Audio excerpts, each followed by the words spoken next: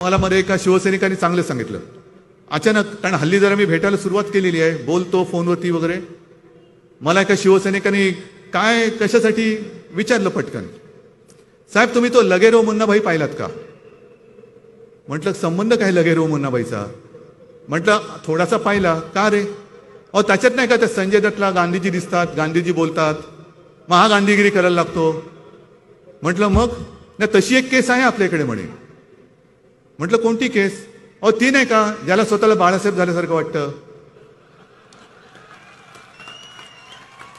शाल घेऊन फिरतात म्हणे हल्ली, मग कधी मराठीच्या नादाला लागतात, कधी हिंदुत्वाच्या नादाला लागतात.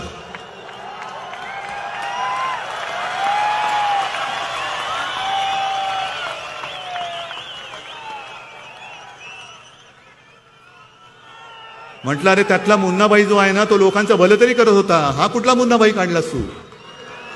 नाही पण म्हणे एक लक्षात घ्या.